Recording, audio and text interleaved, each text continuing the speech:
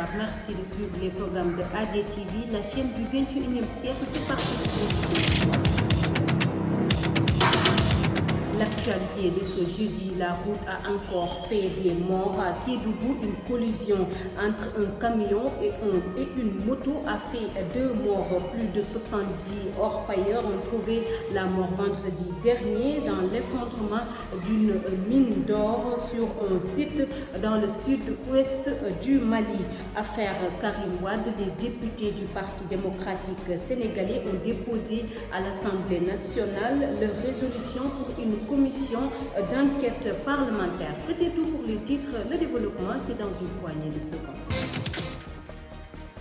Bonsoir à toutes et à tous. Débutons ce journal par un accident qui s'est produit à Kédougou. Un camion immatriculé DK6110BL a accidentellement tué 2 jeunes garçons en provenance de Kédougou et en partance de Djagiri. L'une des victimes est âgée de 22 ans et l'autre de 19 ans environ.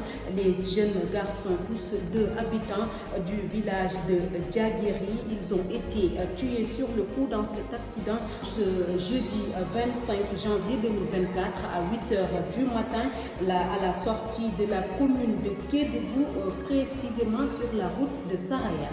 Politique à présent, comme ils l'ont annoncé au lendemain de l'annonce de l'irrecevabilité de la candidature de Karim Wade, les députés démocrates ont déposé une résolution sur la table du président de l'Assemblée nationale. L'objectif est d'enquêter sur les conditions d'élimination des candidats à l'élection présidentielle du 25 février 2024 prochain et en particulier celle de Karim Wade, candidat de la coalition Karim 2024, le parti wadiste que je vous propose de suivre au micro de ADTV. Est une facette visible de l'acharnement que subit Karim Wade depuis une décennie. Constatant ce complot politico-judiciaire qui risque de plonger le Sénégal dans une crise préélectorale, l'IGTL exige la réintégration sans délai de Karim Meïssa Wade sur la liste des candidats à la présidentielle du 25 février 2024, sans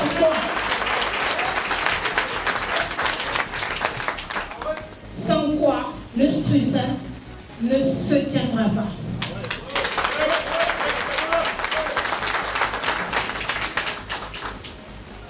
Invite la direction du parti et la coalition Karim 2024 à user de tous les recours possibles pour rétablir Karim Wade dans ses droits à la candidature et à engager des enquêtes sérieuses sur les circonstances de cette élimination qui porte atteinte aux droits de la candidature et de la démocratie.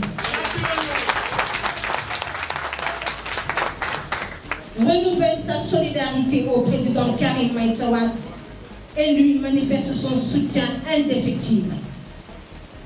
Appelle les jeunes à rester mobilisés, à planifier des actions. C'est l'occasion pour le CNCR de lancer officiellement la mobilisation sans précédent qui rassemblera plus de 2000 paysans à travers le pays et la sous-région. En conférence de presse ce jeudi 25 janvier 2024, le CNCR estime que cette initiative vise à mettre en avant les préoccupations cruciales des agriculteurs allant de la révision imminente de la loi agro-silvopastorale, entre autres stratégies. Mamadou Sissoko, que je vous propose de suivre au micro de Babacar Sow.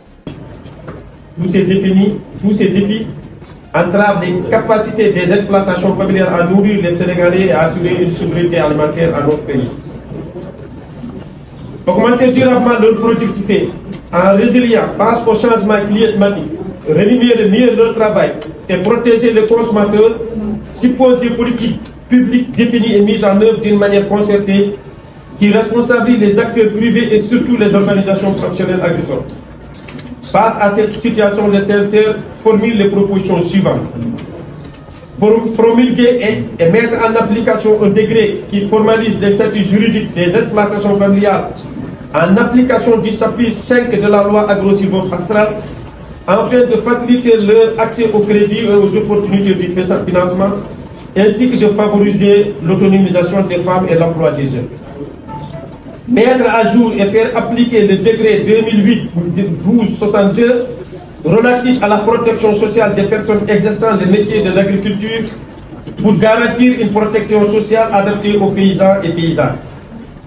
Organiser la première session du Conseil supérieur agro-silvopastoral en 2024, conformément au dispositif prévu par le décret 2007-1147, afin d'améliorer la gouvernance des politiques agricoles et de favoriser une culture de transparence et de redevabilité.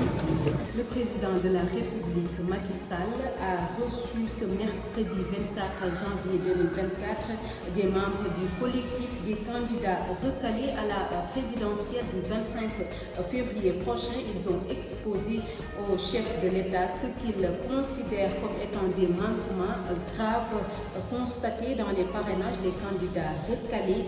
Ont également demandé la mise à disposition du fichier électoral de tous les candidats, excusez-moi. Ils ont évoqué la question des détenus politiques et l'affaire Bassirou Diomaye Faye. Pour plus de détails. Nous avons exposé au chef de l'État, garant du respect des lois et règlements, les manquements constatés au Conseil constitutionnel, a déclaré Alioune Sarr, porte-parole du collectif aux sorties de l'audience, qui ajoute « Nous avons aussi exposé au chef de l'État 9 candidats à l'élection présidentielle qui ont fait le tour du Sénégal et collecté plus de 500 000 parrains. Eux aussi, tous leurs parrains ont été rejetés. Tout simplement, les clés USB n'ont pas pu être exploitées. Le collectif des candidats recalés a également demandé la mise en disposition du fichier électoral à l'ensemble des candidats. Nous avons également parlé du cas de Karim Wade qui en 2019 a été éliminé pour une raison X et les différentes raisons pour lesquelles il a été éliminé en 2024. Nous pensons que cela mérite clarification. La question des détenus a également été soulevée et sur cela, le chef de l'État a été très attentif. Nous demandons à ces personnes concernées de demander à leurs avocats d'initier des procédures de demande de liberté provisoire pour qu'ils puissent retourner auprès des siens, dit le candidat recalé. L'affaire Bassirou Diomaye Faye aussi a été évoquée dans les discussions car, dit-il, étant un Sénégalais dont la candidature a été validée par le Conseil constitutionnel, sa place n'est pas en prison. Il doit être libéré pour qu'il puisse battre campagne comme tous les candidats, précise l'ancien ministre du Commerce. Terminons ce journal avec l'actualité internationale dans l'ouest du Mali. L'effondrement d'une mine a provoqué la mort d'au moins 70 orpailleurs vendredi, a déclaré mercredi un responsable d'un groupe d'orpailleurs de Kangaba. Le ministère des Mines du Mali avait évoqué la mort de plusieurs orpailleurs mardi sans donner des chiffres précis. N'est-ce pas, Isabelle Ampoki? International, plus de 70 personnes ont été tuées dans l'effondrement vendredi d'une galerie sur une site d'orpaillage dans le sud-ouest du Mali. Un drame d'une rare ampleur dans une région sahélienne régulièrement sujettée aux accidents miniers. Rapport signé France 24 sur son site. Mardi, le ministère des Mines du Mali avait évoqué la mort de plusieurs orpailleurs sans donner de chiffres précis. Ça a commencé par un bruit. La terre a commencé à trembler. On était plus de 200 chercheurs d'or sur le terrain. Les recherches sont terminées maintenant. Nous sommes à 73 corps trouvés, a déclaré Oumar Sidibé, un responsable des orpailleurs de Kagamba. Mesdames et messieurs, c'est la fin de cette édition. Merci d'avoir suivi sur AD TV, la chaîne du 21e siècle, et patientez la version Wolof tout de suite.